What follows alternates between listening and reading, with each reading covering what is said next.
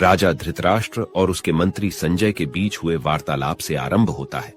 चूंकि धृतराष्ट्र नेत्रहीन था, इसीलिए वह व्यक्तिगत रूप से युद्ध में उपस्थित नहीं हो सका।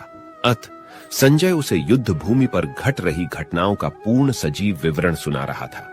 संजय महाभारत के प्रख्यात रचयिता वेदव्यास का शिष्य था। ऋषि वेदव्यास ऐसी चमत्कारिक शक्ति से संपन्न थे जिससे वह दूर दूर तक घट रही घटनाओं को प्रत्यक्ष रूप से देखने में समर्थ थे। अपने गुरु की अनुकंपा से संजय ने भी दूरदृष्टि की दिव्य चमत्कारिक शक्ति प्राप्त की थी। इस प्रकार से वह युद्ध भूमि में घटित सभी घटनाओं को दूर से देख सका। धृतराष्ट्र ने कहा, हे संजय, कुरुक्षेत्र की पवित्र भूमि पर युद्ध करने की इच्छा से एकत्रित होने के पश्चात मेरे और पांडु पुत्रों ने क्या किया?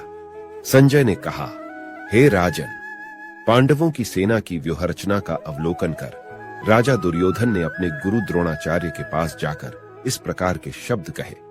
दुर्योधन ने कहा, पूज्य आचार्य, पांडु पुत्रों की विशाल सेना का अवलोकन करें, जिसे आपके द्वारा प्रशिक्षित बुद्धिमान शिष्य द्रुपद के पुत्र ने कुशलतापूर्वक युद्ध करने के लिए सुव्यवस्थित किया है।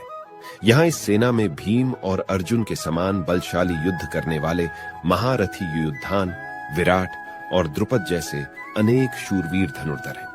यहाँ पर इनके साथ धृष्टकेतु, चेकितान काशी के पराक्रमी, राजा कांशीराज, पुरुजित, कुंती भोज और शैव्य सभी महान सेना नायक हैं। इनकी सेना में पराक्रमी युद्धमन्यु, शूरवीर, उत्तमौजा, सुभद्रा और द्रौपदी के पुत्र भी हैं, जो सभी निश्चय ही महाशक्तिशाली योद्धा हैं।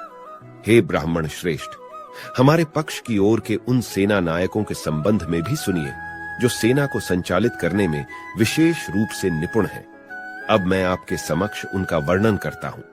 इस सेना में सदा विजयी रहने वाले आपके समान भीष्म, कर्ण, कृपाचार्य, अश्वत्थामा, विकर्ण तथा सोमदत्त का पुत्र भूरिश्रवा आदि महापराक्रमी योद्धा हैं, जो युद्ध में सदा विजेता रहे हैं।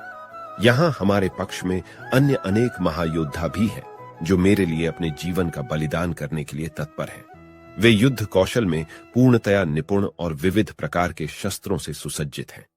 हमारी शक्ति असीमित है और हम सब महान सेना नायक भीष्म पितामह के नेतृत्व में पूरी तरह से संरक्षित है, जबकि पांडवों की सेना की शक्ति भीम द्वारा भली भांति रक्षित होने के पश्चात भी सीमित है।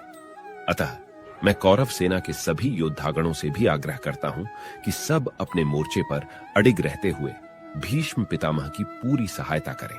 तत्पश्चात कुरुवंश के वयोवृद्ध परम यशस्वी महायोद्धा भीष्म पितामह ने सिंह गर्जना जैसी ध्वनि करने वाले अपने शंख को उच्च स्वर से बजाया, जिसे सुनकर दुर्योधन